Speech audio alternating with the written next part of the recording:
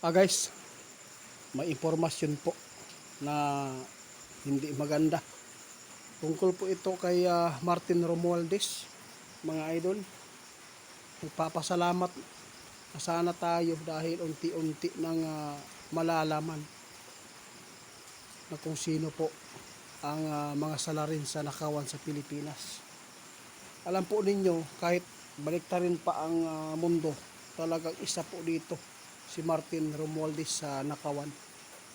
Alam po ba niyo kung bakit ito ipinapaabot ng ating kaibigan? Kasi nagbigay po si kaibigan ng mga prediction sa iba ng mga politiko.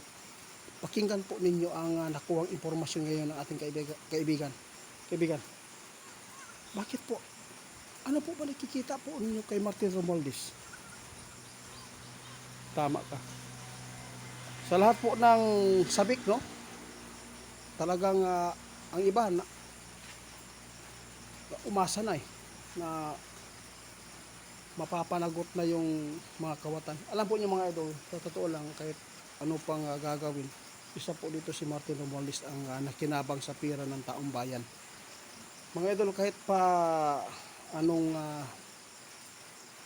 mapapatunayan yan, talagang nakita ng ating kaibigan, makakalusot pa rin yan. Tatakas po yan dito sa Pilipinas. Tatakas yan sa ibang lugar, ibang bansa. Matutulad pa rin daw yan kay Saldico. Kaya sa lahat po ng mga sabik na makamtan po ang hustisya sa nakawan sa Pilipinas, sabi na ating kaibigan, wala pa rin tayong magawa.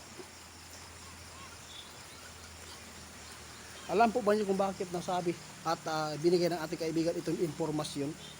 Para makapaghanda tayo. Kailangan po babantayan sana yan, mga idol. Hindi pa napapatunayan ha. May kaso pa lang pero nakita na ng ating kaibigan na planado na at may plano na talaga na tatakas po siya dito sa Pilipinas.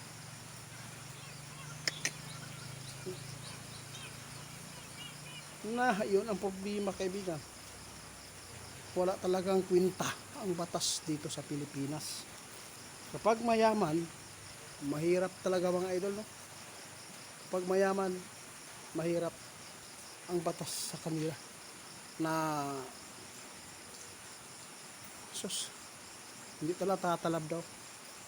Kaya mayroon kaming advice sa lahat ng makapanood.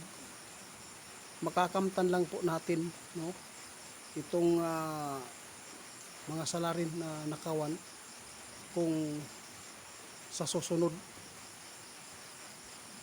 na mayroon po makaupo uli na magiging presidente sa taong 2028. Doon po ninyo may pahiganti, no? Jesus, grabe naman to, kaibigan. Nawalan ako ng gana nang marinig ko yung informasyon po niyo, kaibigan. Akala ko matutulukan na. Kasi kapag napapatunayan, marami pong mga mabubulabog na mga kasamahan nila. Pero wala pa rin kwenta itong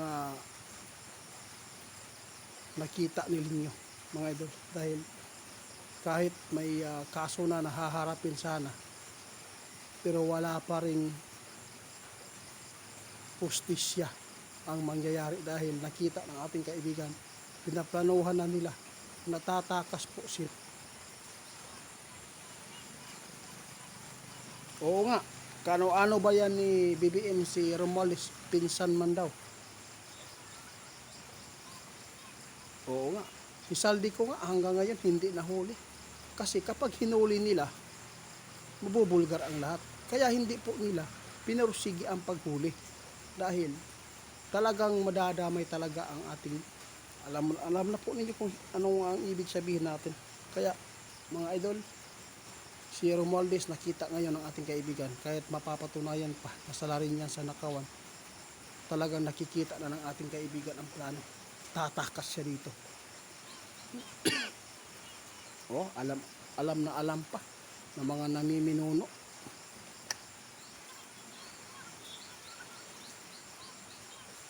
Sige lang, kaibigan, karma lang po ang sa amin. Kaya sa lahat ng mga nagpaabot sa atin, no, patungkol sa mangyayari sa Pilipinas, wala na bang pag-asa daw na gaganda pa ang bansa natin.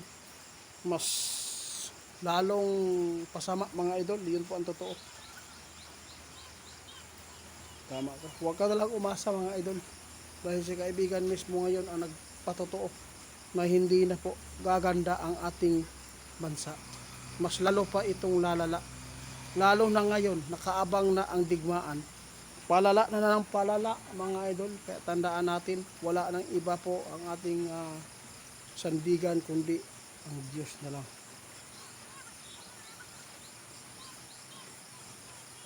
Sige. Alam po ba niyo kung bakit ito ipinapaabot?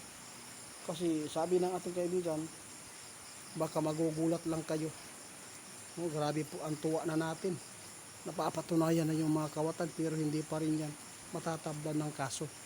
Dahil pwede po nila yan paalisin dito sa ating bansa. Tulad ngayon, nakita ni kaibigan, si Romualdez, grabe na po ang mga plano ngayon na gagawin. Talagang iiwan niya ang Pilipinas at iiwasan po niya ang kaso na haharapin po daw niya dito.